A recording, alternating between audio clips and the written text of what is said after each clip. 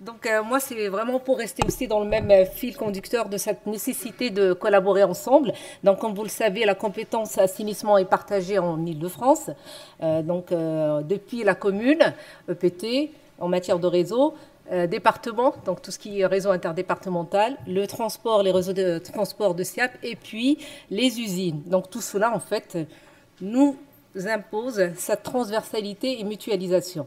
Donc les enjeux, j'en reviens pas, ils ont été largement développés, c'est juste pour dire qu'on a des enjeux de bon état, des enjeux de changement climatique, de biodiversité, etc. Et on vient donc au cœur, pourquoi c'est important. Donc la gestion à la source est au cœur aujourd'hui de nos partenariats avec l'ensemble des acteurs de l'assainissement, parce qu'on a déjà identifié, donc vous voyez les 3 premiers objectifs, ce sont les 3 premiers objectifs sur lesquels aujourd'hui on travaille avec nos collègues de l'Agence de l'eau sur le contrat eau et territoire climat, à savoir respecter, améliorer la performance du système d'assainissement pour notamment aller vers le bon état 2027. Deuxième objectif, c'est d'atteindre la qualité de baignade au niveau, donc, comme enjeu sociétal émergent dans notre agglomération, permettre toutes les baignades urbaines.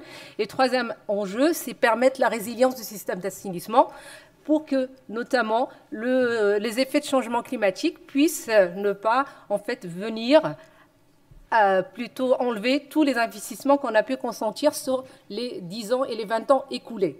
Et donc, naturellement, ça s'est imposé à nous, en fait, le 4e objectif. On s'est rendu compte que le temps, lui, en fait, piloter les 3 premiers objectifs, voire même permettait de les mettre en péril si on ne faisait rien. Et donc, du coup, on a inscrit un 4e objectif qui devient un petit peu le fil conducteur sur lequel on a envie de travailler et d'animer le territoire pour assurer cette cohérence, à savoir travailler sur notamment réduire les surfaces imperméabilisées et surtout la surface active qui va générer du ruissellement.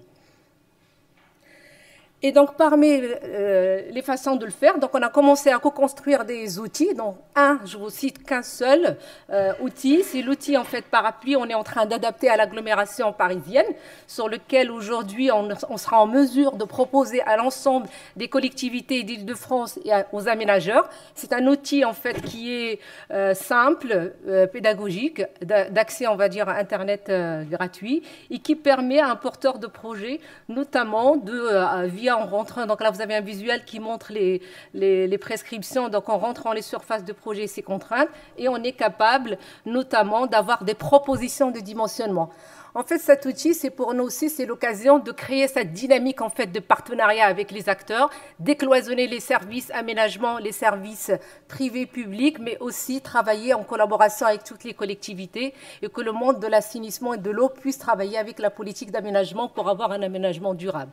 Donc, je vous invite vraiment à, dès que l'outil, donc on reviendra vers vous, dès que l'outil sera disponible, qu'il soit utilisé le plus largement possible et qu'il serve parce que c'est un outil qu'on a permis de mettre de manière très pédagogique autour de la gestion des eaux pluviales et c'est la façon qui va nous permettre d'animer cette politique sur le territoire. Merci, je laisse la parole à Jean-Jacques Hérin.